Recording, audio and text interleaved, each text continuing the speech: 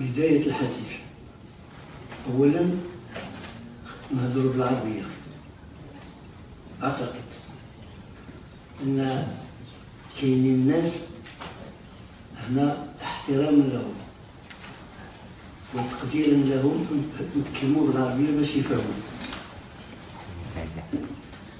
حنا عندنا الازدواجية في اللغة، كاين الريفية الأمازيغية كاين العربية في الوطن ديالنا المغرب، فلهذا غادي نختار العربية باش يفهموا مزيان الكلام ديالنا.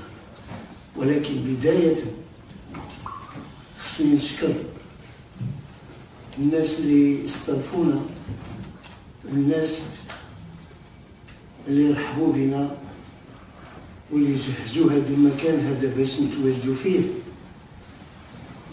وكنشكر السيدة النائبة البرلمانية الأوروبية كاتي بيري، هذه السيدة التي أرفع لها القبعة. Regarde la traduction, regarde الترجمة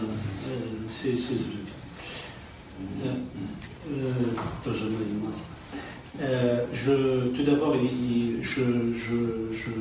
je parlerai en arabe, respect aux personnes qui ne comprennent pas le berbère ou le tamazight.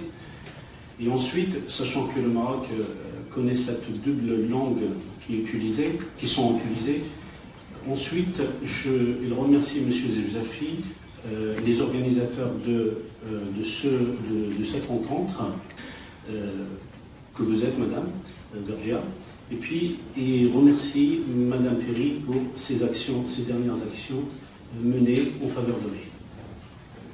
وكذلك السيدة ماري كريست بيرجيان.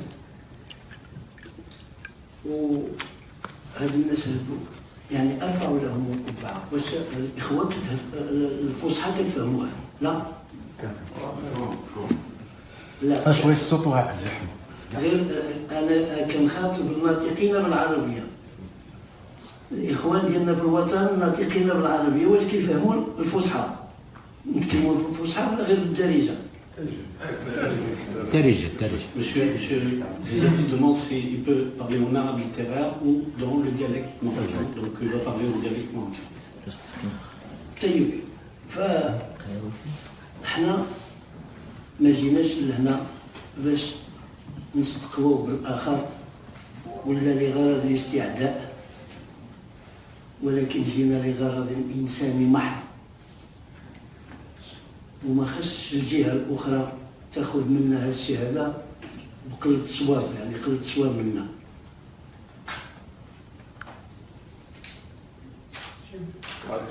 Oui, la venue ici, il a un intérêt humanitaire et pas pour autre chose concernant cette venue ici, cette participation à cette rencontre. فاحنا في الحقيقة جينا الديار الأوروبية وبالخصوص البرلمان الأوروبي اللي كتواجد فيه جميع الدول، اللي كتمثل فيه جميع الدول الأوروبية، لغرض الوقوف إلى جانبنا باسم روح الإنسانية للتدخل لدى المسؤولين في وطننا الحبيب لغرض إطلاق سراح المعتقلين الذين اعتقلوا لأدلة واهية استطيع أن أسطر عليها، لأن الأدلة غير موجودة بتاتا. La venue ici, dans cette enceinte parlementaire dans laquelle sont représentés l'ensemble des pays européens, elle est là, elle concerne les aspects humanitaires et puis surtout la solidarité internationale pour nous soutenir, nos familles, avec nos enfants incarcérés, sans aucune preuve. أنا أحمد الزبزافي ما جيتش يعني لم آتي للحديث عن ابني ناصر الزبزافي، وإنما أتيت نيابة عن جميع المعتقلين المتواجدين في السجون المغربية، ونيابة عن جميع عائلات المعتقلين. أنا لا أتكلم على ابني، رغم أنه عاش نوع من التعذيب الفريد من نوعه، وعاش تعذيب منذ 10 أشهر في زنزانة انفرادية أعتقد ما عمرها سابقة في تاريخ المغرب. ولكن أتيت للحديث عن جميع المعتقلين من أهل الريف، ولا أتحدث عن الآخر، لأنني أتيت من بلد الريف الحبيب وأمثل المعتقلين وأمثل عائلات المعتقلين. ونظرا للمعاناة التي يعيشها هؤلاء سواء المعتقلين أو عائلاتهم، لا أعتقد أن المعاناة للحديث عنها لن يستطيع الإنسان أن يتصورها بحقيقتها، ولكن الذي يعيشها يعرف معنى المعاناة التي نعيشها. Je ne viens pas ici pour parler de mon fils Nasser, mais je viens ici pour parler pour l'ensemble des prisonniers politiques du RIF. Aussi parler de la souffrance de toutes les familles, toutes ces familles, ainsi que leurs enfants, une souffrance qui est inacceptable et qui reste inacceptable. المطلوب في الحقيقة هو الدعم المعنوي والدعم، أننا نصح التعبير بالتدخل باسم الإنسانية وباسم الصداقة وباسم المصلحة لدى المسؤولين والآخذين بناصيتنا في وطننا من أجل إطلاق سراح هؤلاء، وتعود المياه إلى مجاريها. وهذا ما نطلبه لأننا نعاني. هناك عائلات تعاني الكثير والكثير. هناك عائلة تعاني من اعتقال ابنها المعين لها، الوحيد والمعين للعائلة. وهناك عائلات تعاني نظرا لعجزها سواء ماديا أو صحيا أو حتى عمرا. حتى الانتقال من الحسيمة إلى الدار البيضاء أو فاس أو تونس أو تازة أو الناظور أو كذا، فهذه تدخل في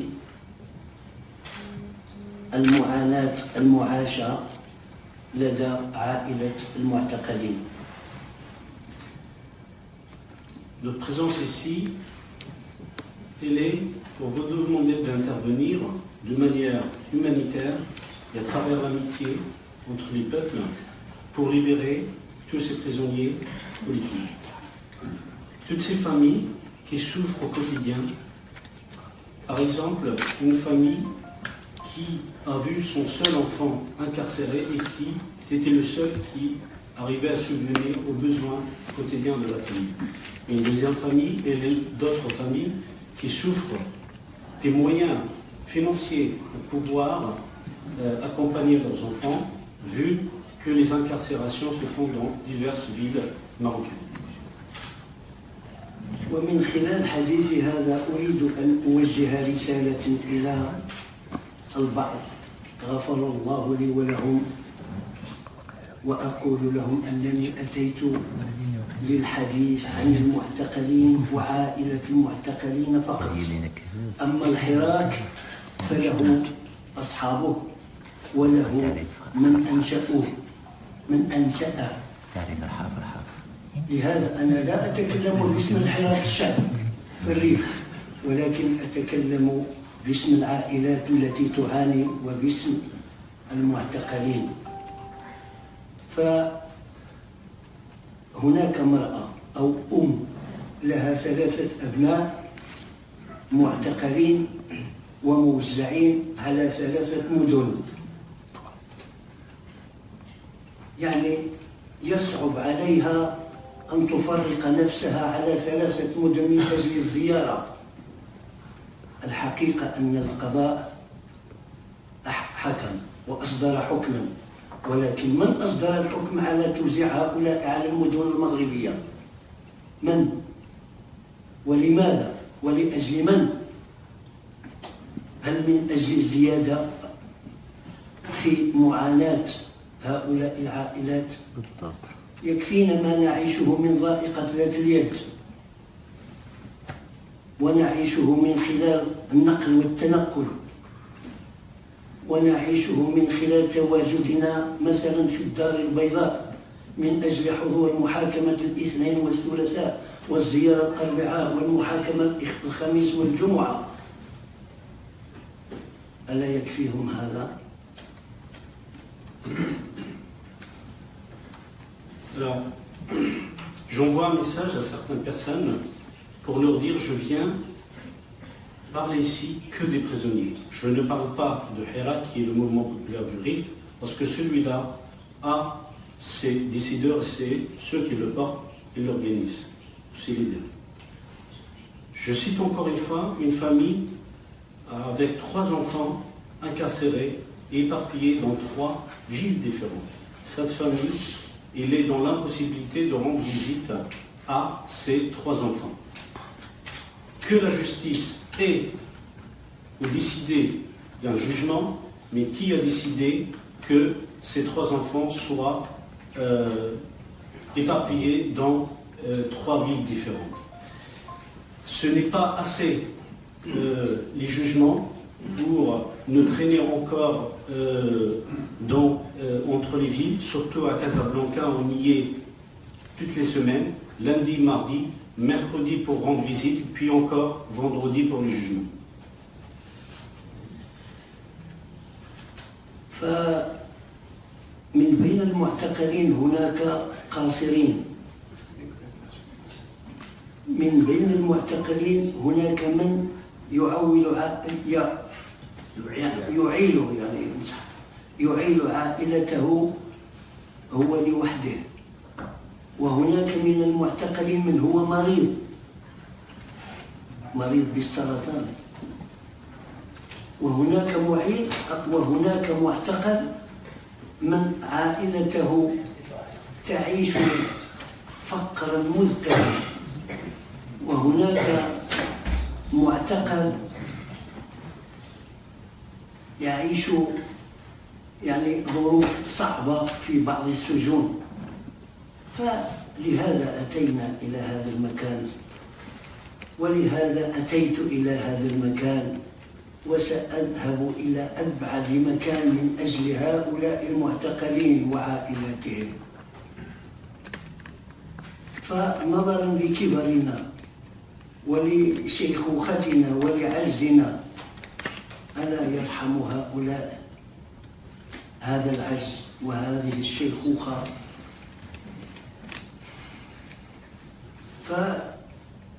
فالمطلوب من جميع الهيئات الحقوقية دوليا ووطنيا، المطلوب من جميع الأحرار والحرائر في العالم وفي وطننا أن ينظروا إلينا بعين العناية والرحمة والشفقة، لأننا نعاني، لأن لا قوة لنا. نحن كانت قوتنا في لساننا في ساحات وشوارع مدينة الحسيمة من أجل الدراسة أو التعليم والصحة والشغل فقط، مطالب اجتماعية محضة. لهذا يعتقل هؤلاء الشباب من خيرة شباب الريف، وإن لم أقل أشرفهم وأكرمهم وأرجلهم، في الريف.